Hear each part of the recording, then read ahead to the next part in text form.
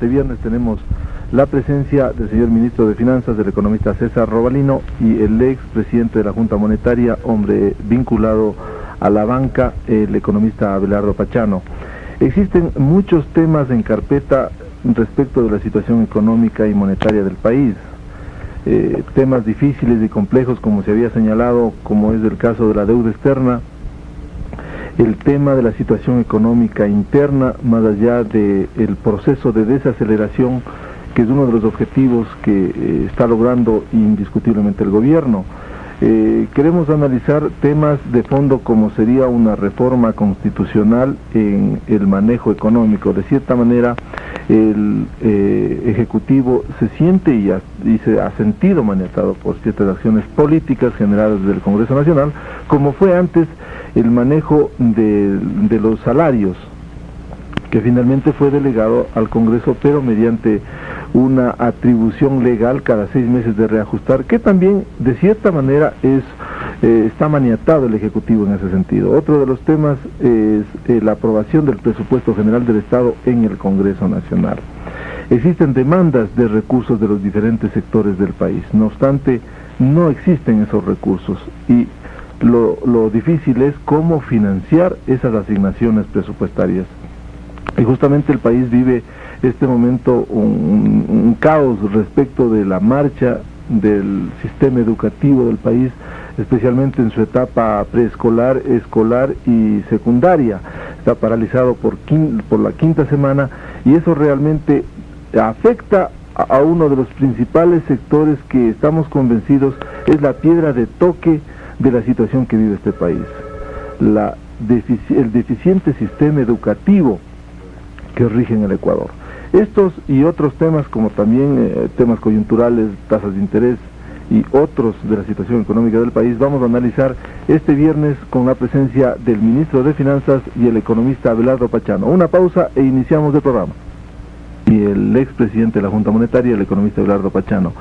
El tema, la situación económica interna y externa del país. Señor ministro, para iniciar, existe una seria preocupación respecto de una serie de problemas que subsisten en el país, más allá de lo que el gobierno ha apuntado y de cierta manera ha dado en el clavo, si cabe el término, por ejemplo, el proceso de desaceleración de la inflación.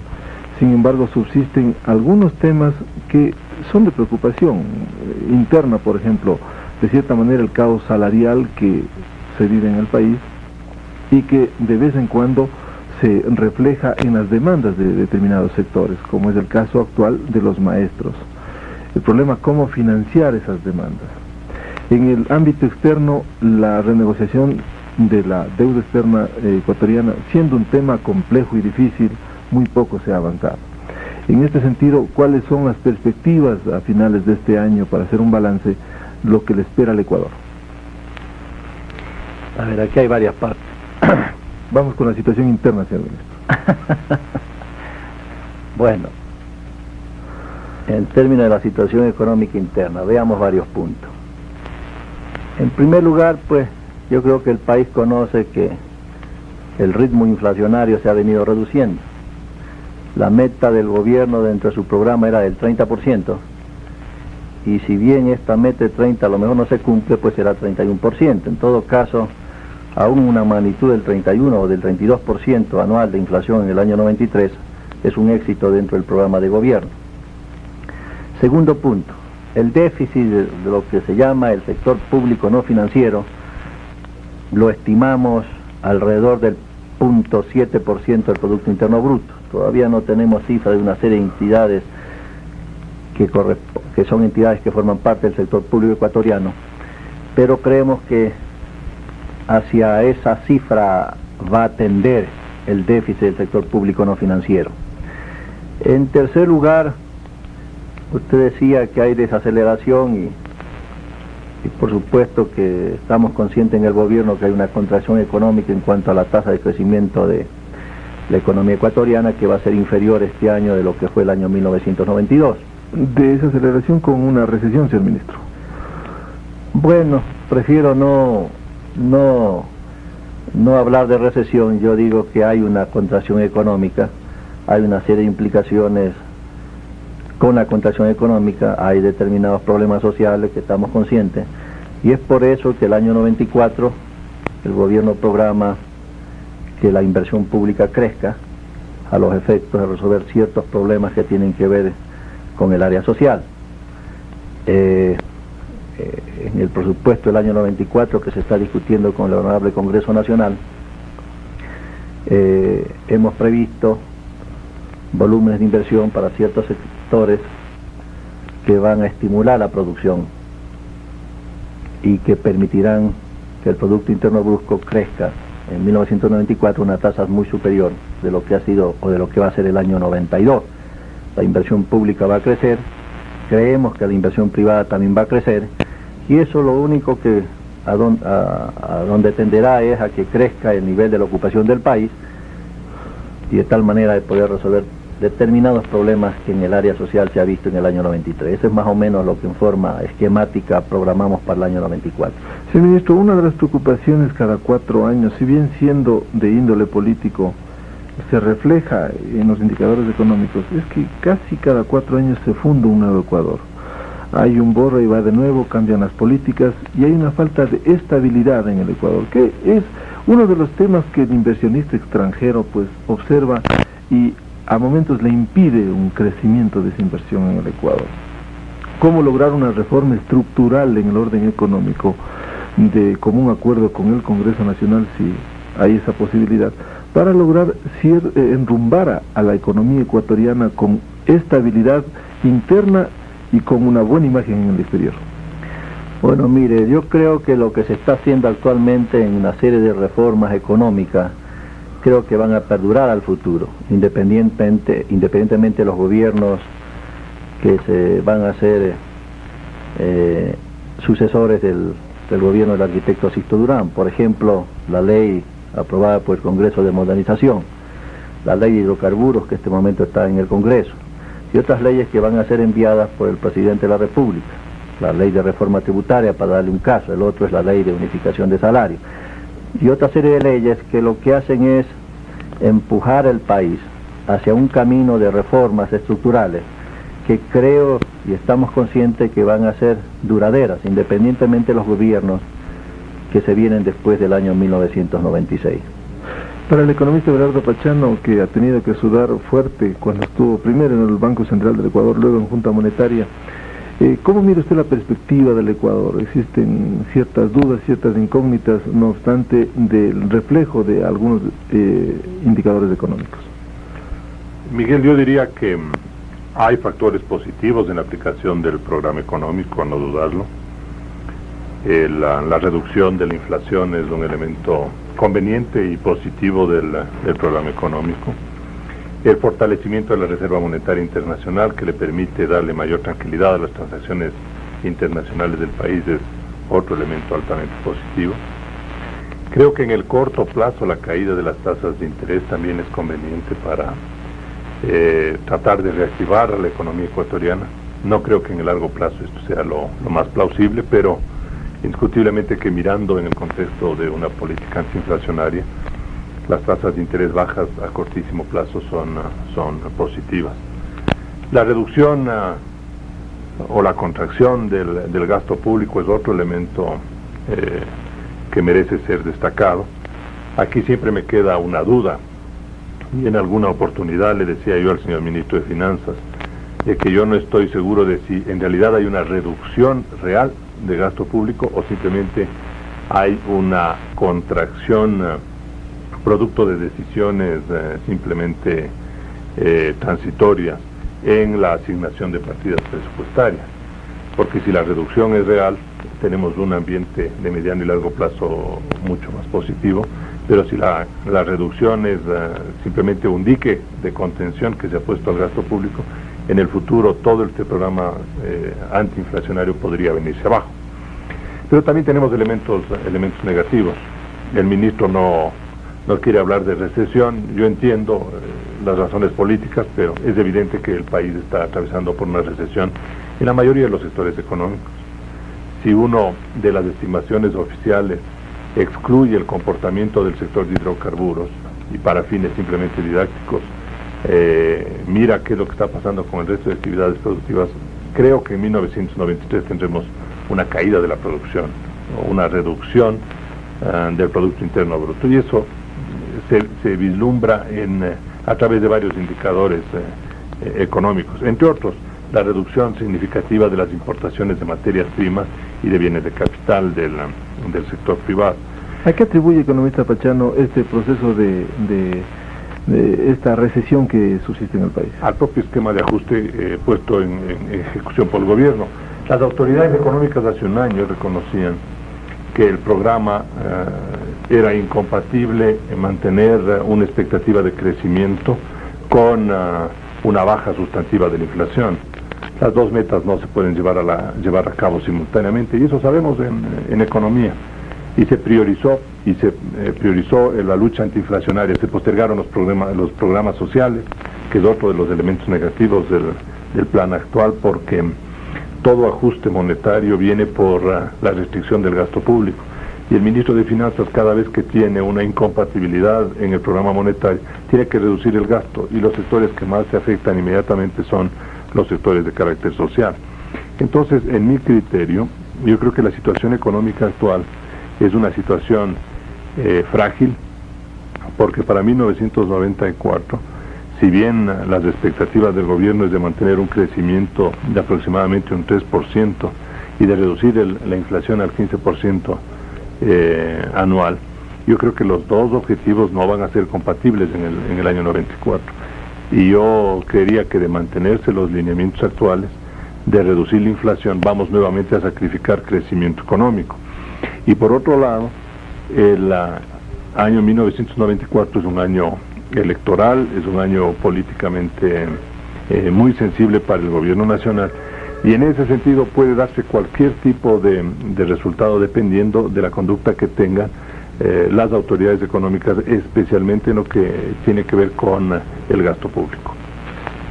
Economista Robalino, ¿se lograrán las metas del 94? El economista Pachano duda de que se van a lograr aquellos dos indicadores: reducir la inflación aún más del 30% y lograr un modesto crecimiento de la economía ecuatoriana. Ya.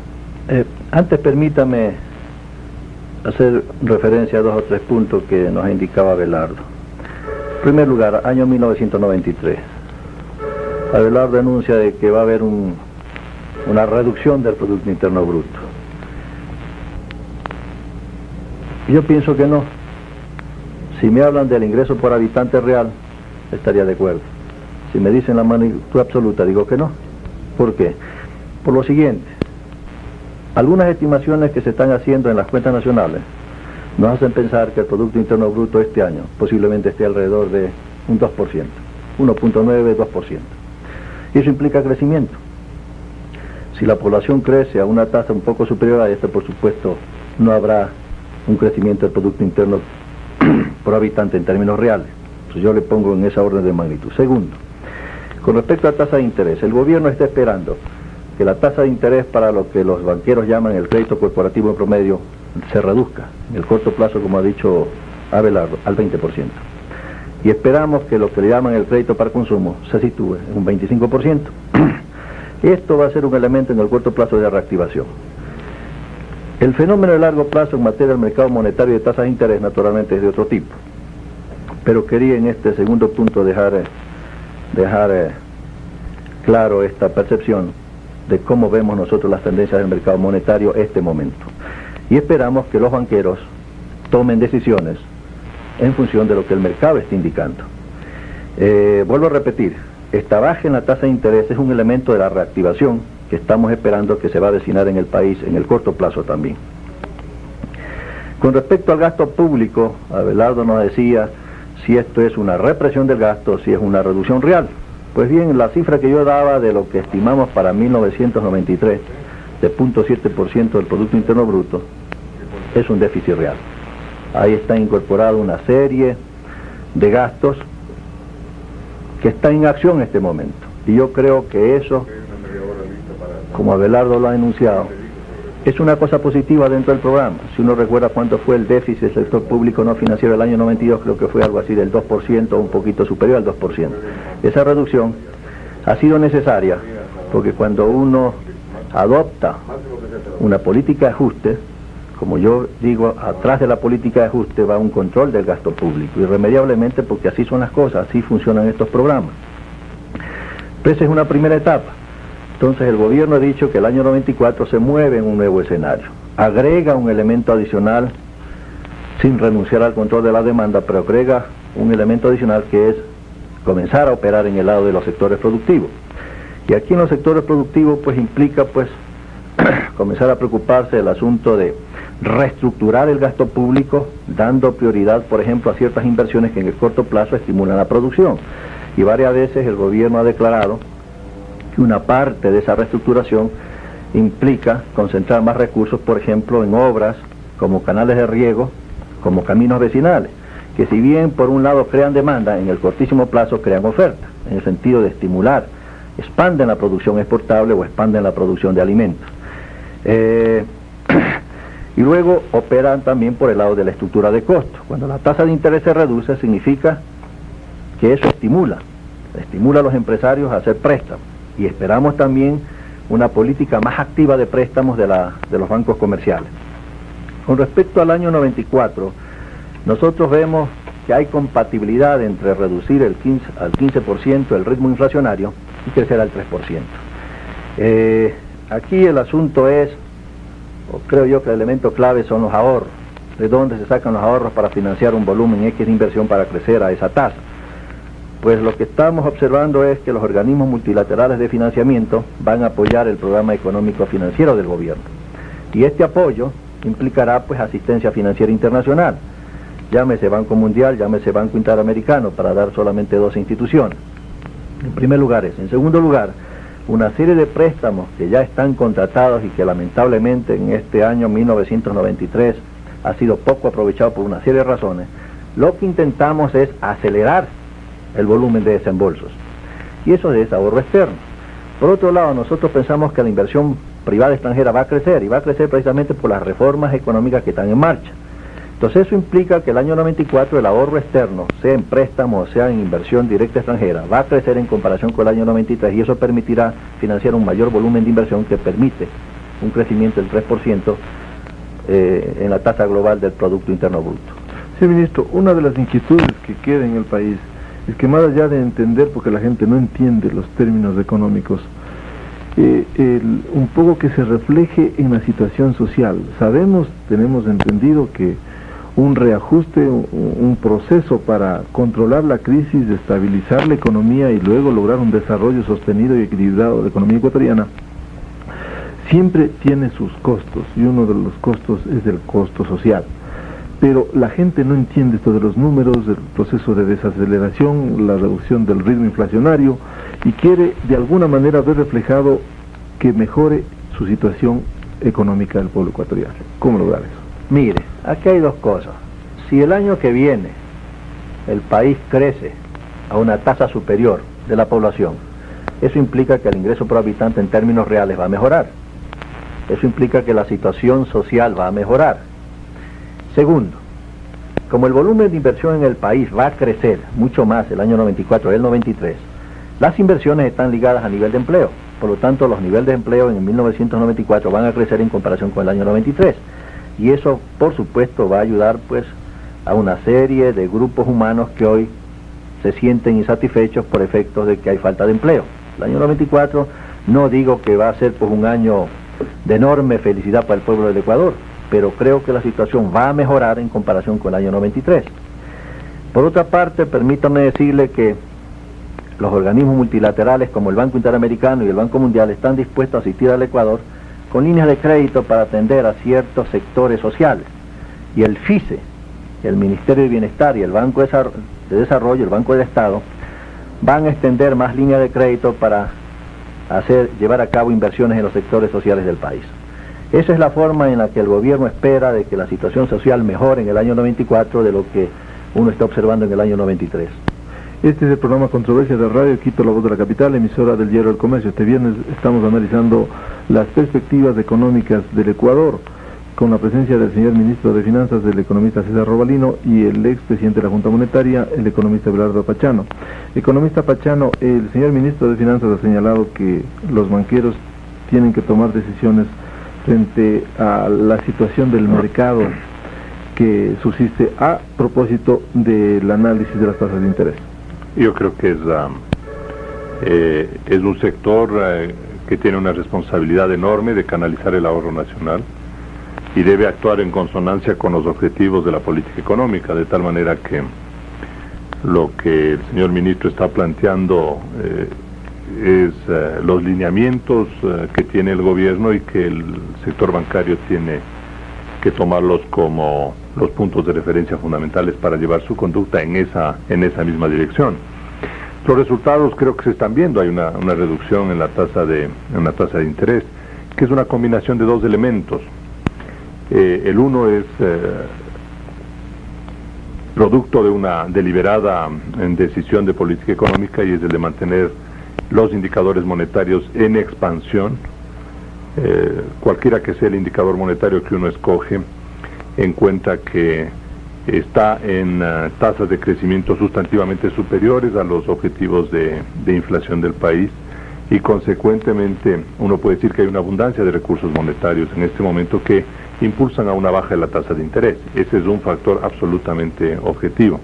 El segundo es que la demanda crediticia está bastante débil en el momento actual, producto precisamente de la ausencia de incentivos productivos, y que es también otra forma de mirarle como un fenómeno que también refleja la existencia de un fenómeno recesivo en economía ecuatoriana. Entonces, no hay demanda crediticia que sustente o que pueda permitir un equilibrio en el mercado monetario, y esto provoca una caída más rápida de la tasa de interés, inclusive de lo que uno podría esperar sea un comportamiento mucho más sostenido y que podría perdurar a lo largo del tiempo. Ya nos pasó después del primer trimestre del año 1993, en que cayeron violentamente las tasas de interés, y hubo un momento en que rebotó el comportamiento, cambió la dirección y volvieron nuevamente las tasas al alza, como producto del aparecimiento de un nuevo fenómeno que puede producirse en el futuro si es que el comportamiento de los indicadores monetarios sigue siendo tan expansivo como el momento actual, y es el hecho de que las personas empiezan a encontrar nuevamente, bajo un mercado cambiario absolutamente estable, mucho más atractivo invertir o ahorrar en dólares antes que mantener sus ahorros de moneda nacional, porque ya las tasas de interés se vuelven un tanto indiferentes, hacerlo en moneda nacional o hacerlo en moneda extranjera, de tal forma que en ese momento la autoridad empieza a encontrar que todo el éxito que ha tenido en el manejo del sector externo puede correr peligro, porque el influjo de capitales se puede convertir en un reflujo, en una salida de capitales netos. Y en ese sentido, entonces, yo creería que el modelo tiene este componente experimental que lo vamos a ver cómo funciona en los próximos meses. Por lo menos hay un acertijo en los meses futuros respecto al comportamiento que vamos a tener, porque hoy estamos manejando una economía abierta, o lo que llamamos un modelo de apertura con represión cambiaria. Y un modelo de apertura con represión cambiaria y con bajos aranceles se sustenta básicamente en el influjo de capitales. Economista Pachano, hay un tema que no queremos pasarlo por alto, el tema de los salarios. ¿Cuál es su opinión de este caos salarial que existe en el país? De alguna manera tenemos entendido el proyecto de ley de unificación salarial. La idea, el fondo del asunto es positivo, pero va a ser muy difícil que se plasme, que se concrete, dada la caótica estructura salarial que existe en el país. Yo participo del criterio y de la necesidad de unificar la política salarial en el Ecuador. Le conviene al trabajador, le conviene al empresario, le conviene al Estado ecuatoriano, nos conviene a todos, para saber exactamente cuáles son las remuneraciones reales que perciben los trabajadores, cuáles son los costos reales que deben enfrentar los empresarios, cuáles son los costos reales que debe enfrentar el Estado ecuatoriano. Con la organización salarial actual se desvirtúa todo tipo de discusión.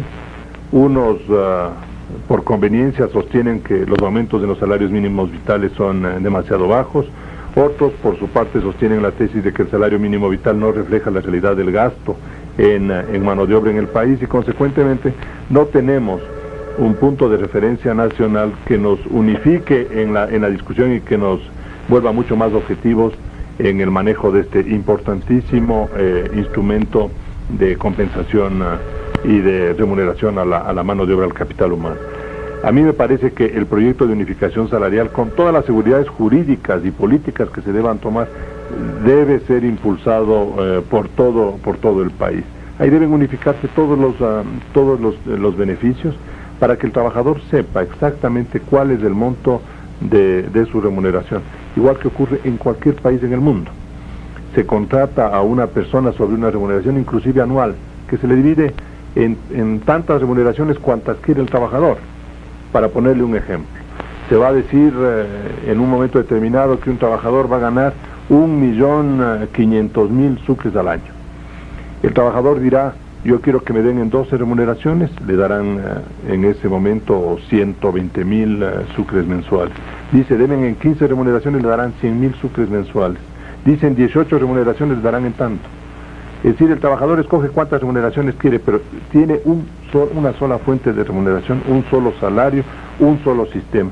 Y con ello favorecemos la solución inclusive financiera del seguro social, porque entre otras de las tantas distorsiones que hemos generado en la economía ecuatoriana con la política salarial actual es la descapitalización del seguro, porque al seguro se aporta sobre ciertas bases que excluyen una serie de beneficios. Sin embargo, pedimos que los jubilados reciban no solo el valor de su pensión mensual, sino también los beneficios adicionales, generando con ello un mecanismo de distorsión financiera en ese organismo, de tal forma que mi posición es absolutamente clara: la unificación salarial la necesitamos en el país.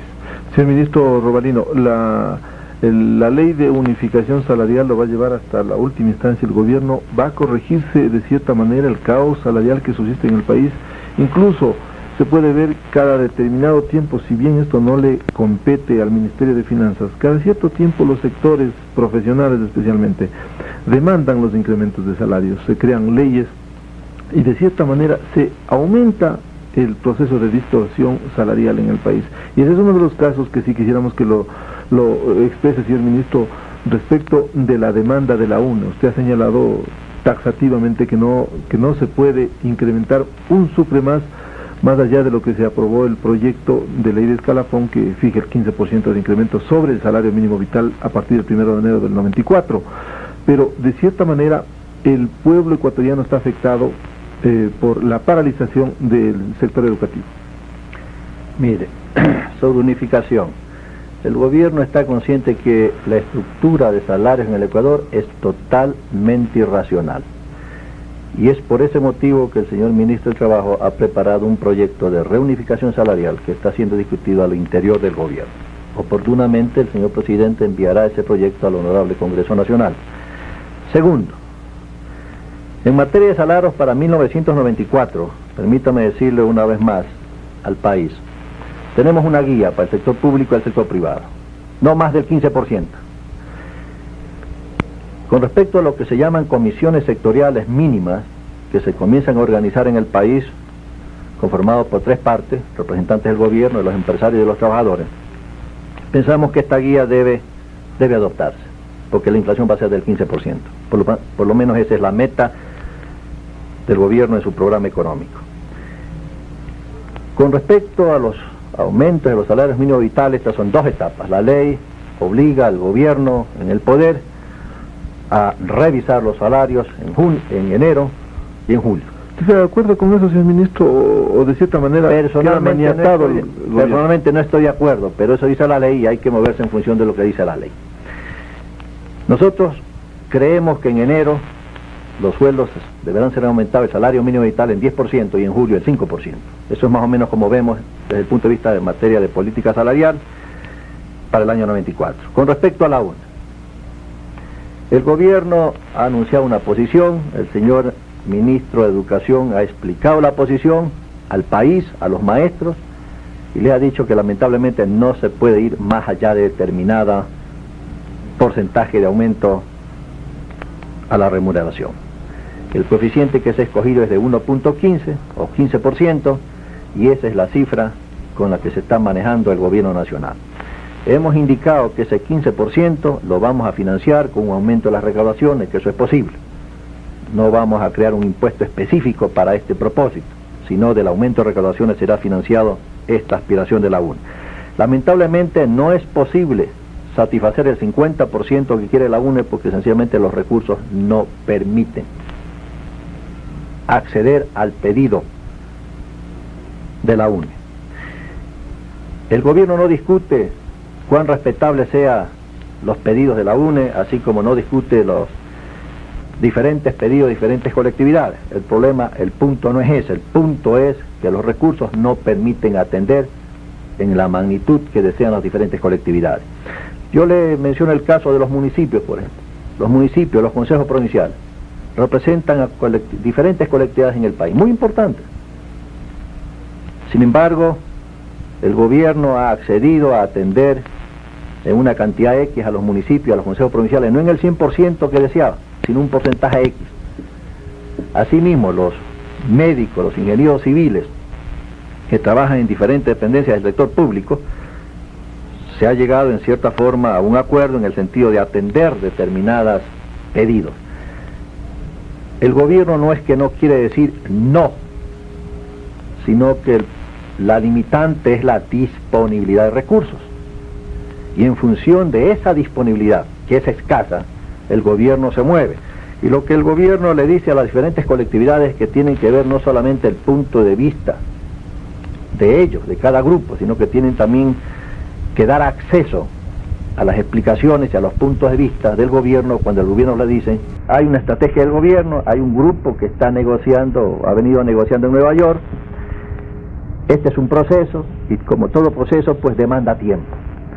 Pero el gobierno cree de que el tiempo que ha transcurrido teniendo pendiente este problema debe terminar. Eso no significa que el gobierno va a aceptar los puntos de vista de la banca acreedora. ¿Cuál es la receptividad de la banca internacional, señor ministro? Yo creo que hoy por hoy la negociación es cordial, hay ideas que van y vienen, se evalúan cada idea y cada propuesta, tanto los bancos como la del gobierno. No somos optimistas, pero creemos que en la coyuntura actual las dos partes, acreedores y el deudor, que en este caso es la República del Ecuador, debemos hacer un esfuerzo para tratar de llegar a un acuerdo razonable, teniendo presente naturalmente algunas variables, en el caso ecuatoriano, que es la capacidad de pago. No podemos nosotros comprometemos en una fórmula a pagar más allá de lo que la capacidad de pago del país lo permite, sea cuando uno ve balanza de pagos al futuro del Ecuador, o sea cuando uno ve la disponibilidad de recursos nacionales, sucres para el fisco.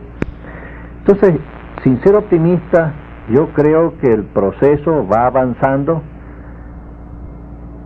Las propuestas que ha hecho el gobierno ecuatoriano han sido bien recibidas desde el punto de vista de que los banqueros están evaluando las propuestas. No puedo poner una fecha tope a cuándo se podrá terminar el proceso, pero las dos partes tienen una voluntad de hacer un esfuerzo para tratar de llegar a un acuerdo. Economista Pachano, usted en más de una ocasión ha estado al frente de esta difícil tarea y compleja frente a la banca internacional. Sin embargo, ¿cómo lograr más allá de la relación cordial entre los negociadores ecuatorianos y la banca internacional para plasmar en realidad objetivamente y lograr a futuro un arreglo conveniente para el Ecuador? Me alegro que haya cambiado el ambiente de negociación, porque los planteamientos iniciales y la forma de enfrentar el problema por el gobierno actual con la banca acreedora fue, en lugar de un diálogo amistoso y de búsqueda de soluciones, más bien de confrontación. Y creo que se cometieron dos errores de fondo en la estrategia de negociación de la deuda que en el momento actual, entiendo, estarán siendo revisados. La uno, la suspensión unilateral de pago de intereses por parte del Estado ecuatoriano, que a pesar de disponer de recursos y de una cuantiosa Reserva Monetaria Internacional, simplemente dejó de pagar los intereses que podía hacerlo, bajo el argumento de que anteriormente con los pagos no se habían avanzado en el proceso de renegociación. Pero esto lo único que hizo es generar un ambiente de tensión interna, crear muchas suspicacias en la renegociación y más que nada presentarle al país como un deudor de mala fe, porque teniendo recursos no abonaba lo que podía hacerlo dentro de las condiciones de pago. Y más temprano que tarde vamos a tener que reiniciar los pagos de los intereses y reconocer todos aquellos que hemos dejado de pagar durante este periodo, de tal manera que perdemos imagen y no vamos a sacar ningún beneficio de carácter financiero. Y el segundo error que yo creo que estratégicamente se cometió es el de haber modificado el concepto de capacidad de pago del Estado ecuatoriano sin entrar en un proceso de negociación seria. En el planteamiento inicial, que debo reconocerlo no fue hecho por el actual ministro de Finanzas sino por su antecesor, el Estado ecuatoriano modificó el concepto de capacidad de pago del 30% del valor de la deuda y de los intereses al 50% del valor de la misma, con lo cual estaba aproximándose hacia la posición de la banca sin ningún tipo de explicación de carácter técnico. Yo creo que el tema en sí merece una solución para el país. Hay que buscarlo, pero como lo dice el señor ministro de Finanzas, sin afectar el interés nacional y dentro de parámetros que le permitan la atención definitiva y la solución de este problema. Porque hay que recordar que en esta ronda de negociaciones el Ecuador está aceptando, como lo han aceptado todos los demás países, el convertir la deuda bancaria en papeles de circulación internacional, en bonos del Estado ecuatoriano. Y una vez que se emitan esos bonos, no se pueden volver a renegociar, porque no hay antecedente en el mundo, desde la época de la independencia en América, de que se hayan renegociado bonos, salvo el caso en el cual se haya querido prácticamente deteriorar de manera absoluta la relación económica del país con el resto del mundo. Entonces, las condiciones de pago que se negocien en esta oportunidad van a ser definitivas, y el Estado ecuatoriano tiene que considerar eso seriamente, porque mientras más altas sean las condiciones en términos de pago, más dura va a ser la necesidad fiscal y consecuentemente las necesidades de ajuste futuro. De tal forma que ojalá se aproximen las dos posiciones, porque las distancias que han existido entre la posición de la banca y la posición del Ecuador han sido bastante considerables.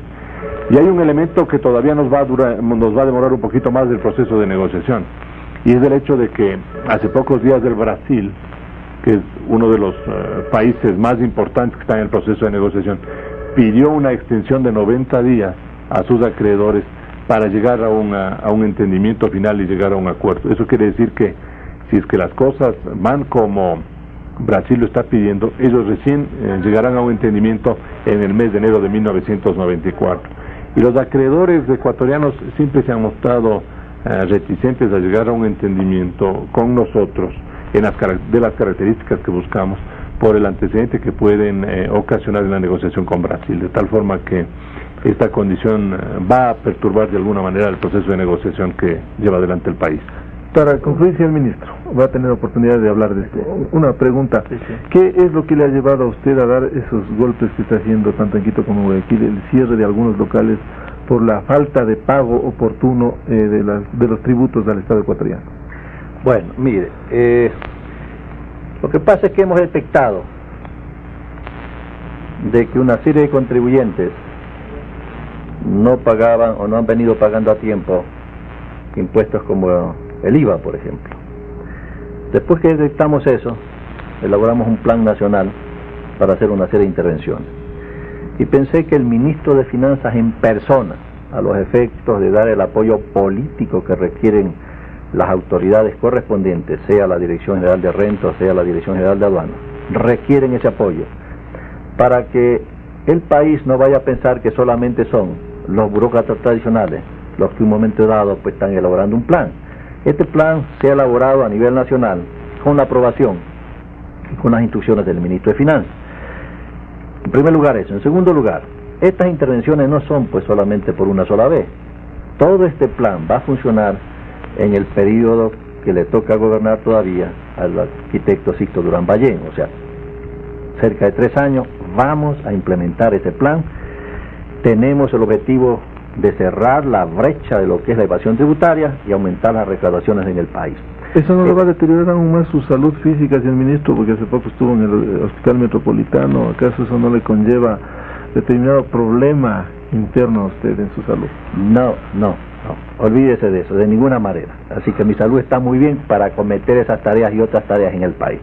Pero permítame, si usted me permite, volver a algo que hablaba Abelardo sobre la deuda externa.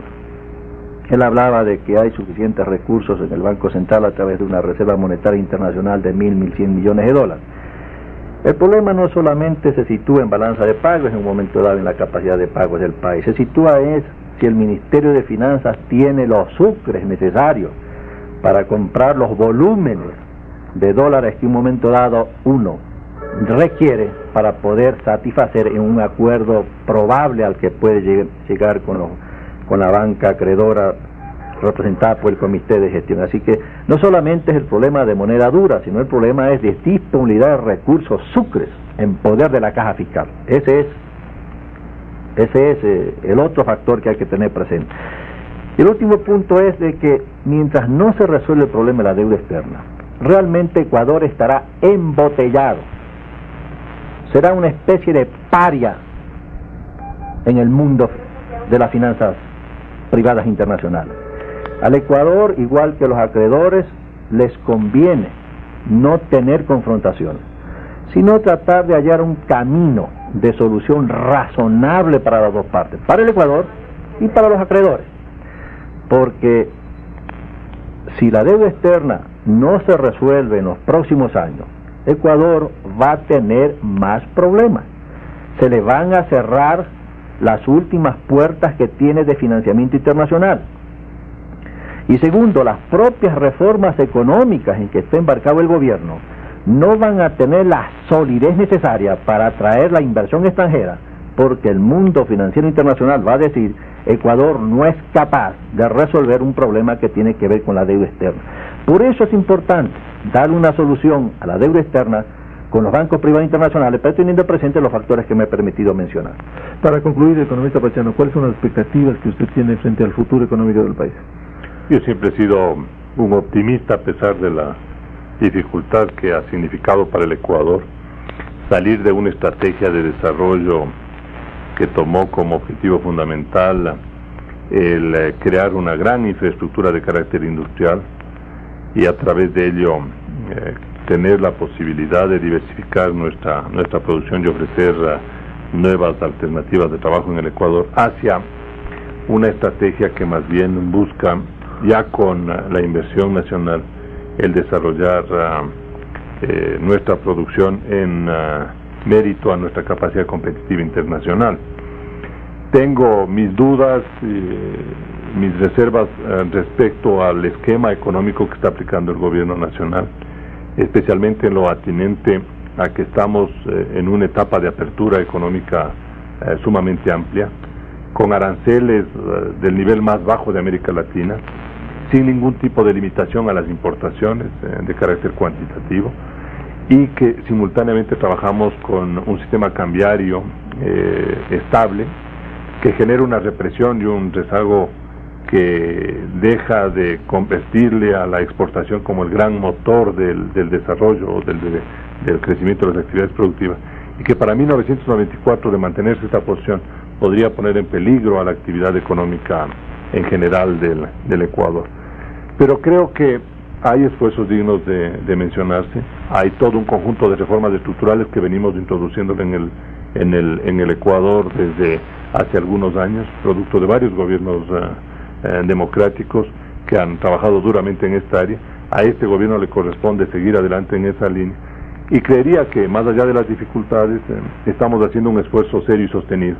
Lo lamentable en el Ecuador, Miguel, es que a este gran esfuerzo económico no le rodea un ambiente político y una organización política que ayude a que el Ecuador salga de la situación actual.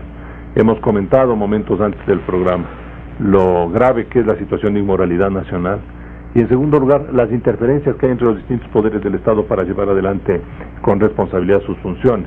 Yo, por ejemplo, creo que el Congreso Nacional no tiene nada que ver con la aprobación presupuestaria. Yo creo que esa debe ser una atribución exclusiva y de responsabilidad propia del Presidente de la República y de su Ministro de Finanzas, para que el Congreso precisamente le pueda pedir al Gobierno Nacional una evaluación y un justificativo del por qué está aplicando determinado tipo de política fiscal.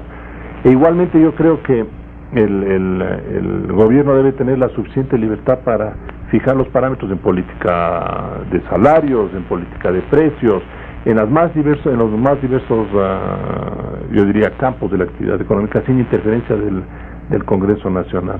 Y ahí necesitamos de una reforma política también que nos asegure la estabilidad y la continuidad, lo que mencionaba con justa razón usted en una de las preguntas que le hizo al señor Ministro de Finanzas.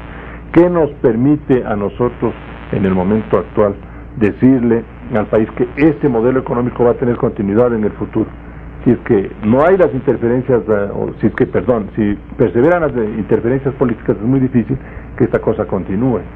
Y en ese sentido hay necesidad de incurrir en una reforma política profunda para darle mayor estabilidad a los programas económicos. Así es. Primero, señor Ministro, sí. Solamente porque no quisiera que la opinión pública pueda, digamos, malinterpretar algo que ha dicho Abelardo. Abelardo ha dicho represión del tipo de cambio. Yo quiero dejar claro que el gobierno no está produciendo una represión del tipo de cambio. El tipo de cambio lo determina el mercado. Y ha habido más bien una apreciación del tipo del sucre, que para evitar determinada apreciación el gobierno ha tenido que regular el mercado cambiario, pero el gobierno no ha reprimido el tipo de cambio. Son las fuerzas del mercado las que determinan hoy por hoy el tipo de cambio. Y segundo, mencionamos un tipo que tiene que ver con la inmoralidad. El gobierno viene indicando, y no es la primera vez que yo lo digo, de que la inmoralidad no es en el sector público. Toda la sociedad ecuatoriana hace frente a un problema de inmoralidad, la sociedad en su conjunto. ¿Por qué en estos últimos tiempos? Porque se podría decir que en la administración mía, digamos, han surgido una serie de cosas. Lo que pasa es que cuando nosotros elaboramos un plan, porque detectamos una serie de cosas en las aduanas y en la Dirección General de Rentas en términos de la evasión tributaria, de lo que se viene haciendo, entonces naturalmente se destapa algo que existía. ¿Por qué? Por la acción de lo que estamos haciendo. Por ejemplo, en materia aduanera, ¿qué es lo que venimos haciendo? Antes no se tenía la práctica de revisar los contenedores, y los contenedores sin abrirse pasaban por las aduanas del país. Hoy, por decisión de este gobierno y por decisión mía, se abren los contenedores, y entonces se detectan una serie de anormalidades. Pero el hecho de que se abran hoy, no significa que el fenómeno existía hoy. Existía antes, lo que pasa es que no se controlaba. Segundo, cuando hay el asunto de aforos, que es la triquiñuela que se utiliza en las aduanas para pagar menos impuestos a la importación, menos IVA y menos consumo selectivo del impuesto, pues sencillamente la política que hemos iniciado es de establecer vía acuerdos ministeriales aforos mínimos, valores mínimos, sobre el cual se calcula el impuesto a la importación, por ejemplo, y los otros impuestos. Eso lo venimos haciendo en mi administración, con la autorización, por supuesto, del señor Presidente de la República. O sea, todo eso venimos haciendo en las aduanas. Y naturalmente esto es el control de ese tipo de inmoralidades. Y en lo que tiene que ver con otros tributos, venimos haciendo todas estas intervenciones que hemos hablado hace unos minutos. Objetivo, luchar contra la corrupción, defender la industria nacional y aumentar las recaudaciones del país. Gracias, señor Ministro. Por cierto, para esto, como decía el economista Pachano, se necesita la voluntad política y fundamentalmente la coordinación de acciones entre las principales funciones del Estado. Si el Ejecutivo tiene una decisión, envía un proyecto, pues debe tener eco en la función legislativa y también un complemento a una administración de justicia en el país, lo cual es fundamental, es una condición sine qua non, sin la cual el país no va a poder avanzar. Creemos indudablemente que la situación económica del país es compleja y difícil, pero como aquí se ha señalado, hay que darle una dosis de optimismo en el futuro del país. Tenemos los recursos para explotar y con mayor trabajo lograremos una mayor producción y productividad. Hay que corregir determinadas distorsiones que subsisten en el país, como es el tema del caos salarial. Si la ley de unificación salarial va a ser la solución, enhorabuena. De cualquier manera, hay que corregir y avanzar en esta corrección de las distorsiones que subsisten en el país. Creemos que para ello para solucionar la situación económica del país, hay que controlar la crisis, hay que estabilizar a la economía y finalmente lograr un desarrollo sostenido y equilibrado de la economía ecuatoriana. Queremos agradecer la presencia en el programa Controversia de Radio Quito, La Voz de la Capital, la emisora del Diario El Comercio, este viernes del señor ministro de Finanzas, el economista César Robalino, y el expresidente de la Junta Monetaria, el economista Abelardo Pachano. A nuestros oyentes, muy buenas tardes y hasta el próximo viernes. Disfrute de la comodidad y el placer de descansar. Las Cabañas Pascún de la ciudad de Baños, provincia del Tungurahua, con nuevas instalaciones de mayor capacidad hotelera. Servicios de restaurante, bar, cafetería, piscinas, sauna, masaje y la atención de 2 salas para seminarios y convenciones. Venga y pase momentos de solaz en Cabañas Pascún de Baños, camino al Salado. Reservaciones en Quito al 549-819.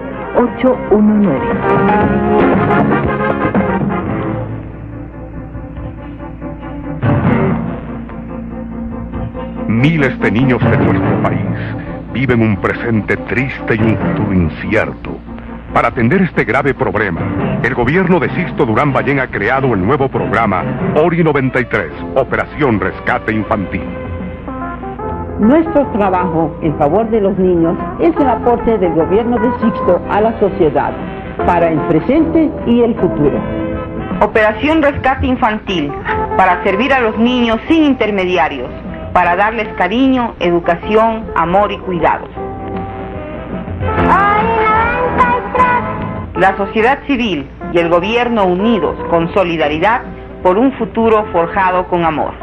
ORI 93, Operación Rescate Infantil, un futuro forjado con amor.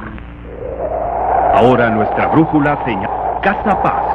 Abre una nueva oficina en el centro comercial Plaza Aeropuerto. Aproveche sus compras y la facilidad del amplio parqueadero del centro comercial Plaza Aeropuerto y haga el cambio de moneda que desee con comodidad, con seguridad. Tome nota del horario. De lunes a viernes de 9 a 13:15 y de 15 a 18 horas.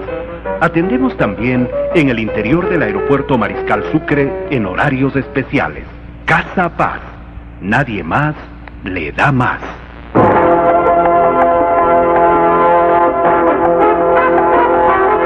Las obras fundamentales que se construyen en el país tienen el financiamiento del Banco del Estado. Banco del Estado, un banco para el desarrollo del país.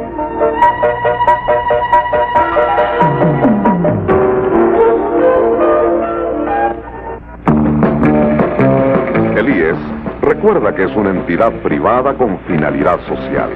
Se financia con los aportes de los trabajadores y patronos. El Estado únicamente aporta cerca del 7% del total del presupuesto de la institución. Su autonomía está consagrada en la Constitución. Se dieron resultados desastrosos cuando la injerencia politiquera de gobiernos violó su autonomía al incidir en varias áreas de la administración. Este fue un mensaje del IES.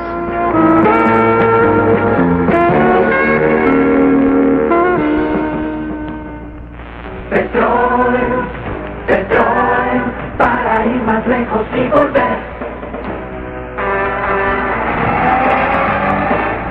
Ahora no importa cuál sea su vehículo, los cambios de aceite son cada 5.000 kilómetros, con la línea 5000 de Petrol. Primeros lubricantes formulados con aditivos para 5.000 kilómetros de recorrido. Póngale Petrol. Línea 5000 de Petrol, primeros lubricantes formulados con aditivos para 5.000 kilómetros de recorrido. Lubricantes Petrol, para ir más lejos y volver. Entre los grandes, este es su banco pequeño. Pero es el más eficiente. Gracias, señora. Y ahora la opinión de un matrimonio. ¿Qué piensan del Banco Caja de Crédito? Se interesa por mí. Es un banco solvente. Señor, ¿qué diría usted del servicio? Esto sí es trato personal. Su banco de gran corazón. Banco Caja de Crédito. El banco que le tiene en cuenta.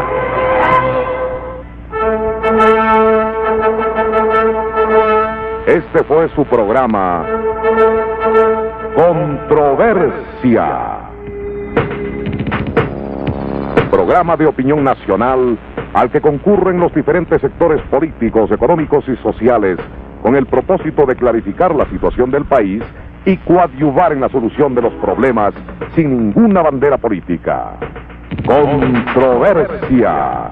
Aporte del periodismo serio y responsable al país. Programa profesional bajo la dirección de Miguel Rivadeneira.